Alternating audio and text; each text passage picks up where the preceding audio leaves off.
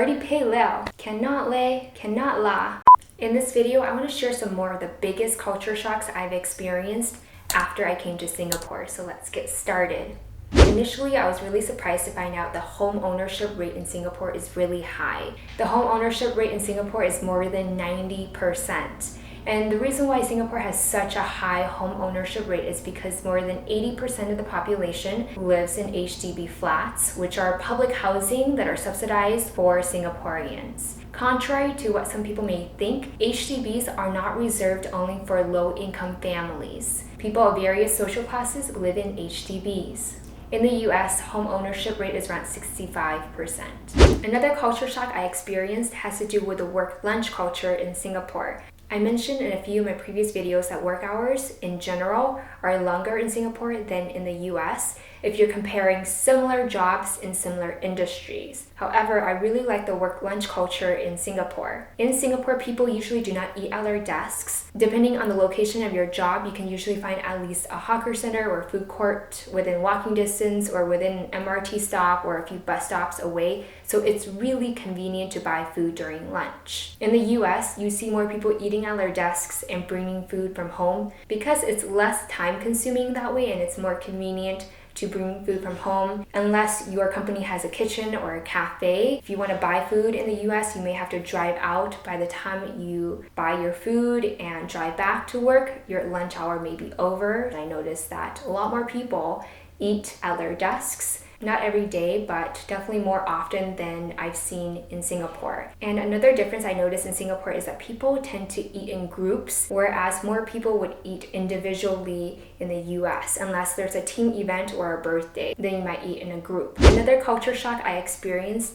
has to do with the form of payments in Singapore, and in particular, check payments. Checks are not a common form of payment in Singapore. Singapore has so many different types of electronic forms of payment you can use. In the US, checks is still a widely used form of payment. There are still quite a number of places where sometimes checks are the only accepted form of payment. When I was renting a room in Westwood in the LA area, I had to pay the landlord each month via a check. That was the only acceptable form of payment. And a lot of the smaller businesses in the US do not accept credit cards because they'll incur a fee. It doesn't really bother me because I've used checks for so long in the US, although there are plenty of electronic forms of payment in the US as well. But what's great about Singapore is that, for example, for rental expense, you can pay via a bank transfer or via GIRO, General Interbank Recurring Order. So you can set up automated recurring payments that will go to the landlord's bank account each month.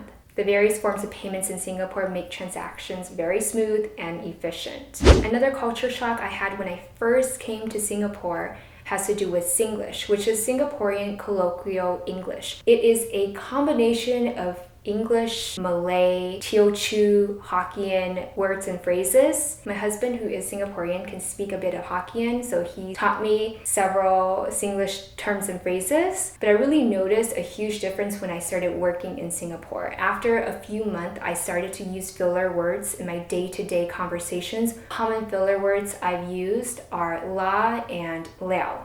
Filler words add emphasis to whatever you're trying to say. So if you want to be really assertive and you want to say, yes, you can say, can liao. I already pay liao. Cannot lay, cannot la. Can or not. Confirm can. Other than that, I don't use a lot of Singlish words because when I speak it, it definitely sounds very weird compared to when a local speaks it. But I noticed I somehow needed to use filler words to add emphasis to what I was saying. If you want to hear me butcher some more Singlish words and phrases, you can watch this video up here and this video up here after you finish watching this video.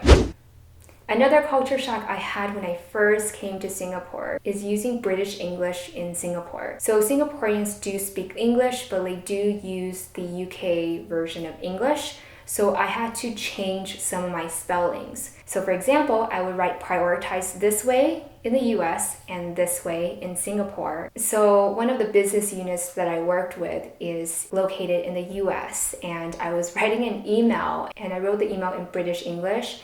And right before I clicked send, I realized that I used British English words, so I switched all the British English words into American English. And then when I communicated with the other business units that use British English, I tried to always remember to use British English. Singapore does have 4 official languages: English, Malay, Tamil, and Chinese. Malay is the national language of Singapore. English is the language of administration or working language. American English has become more prevalent in recent years.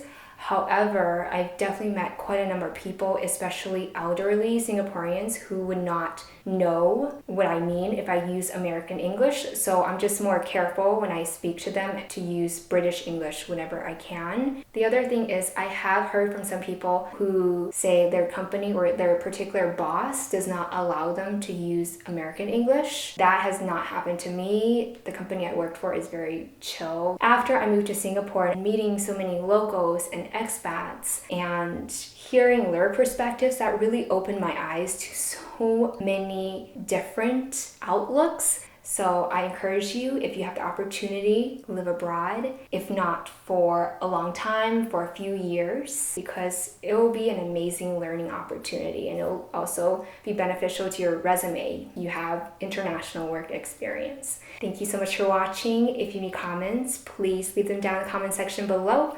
If you subscribe to my channel, thank you so much for your support. Have an amazing day. Stay safe. I will see you in the next video. Bye-bye.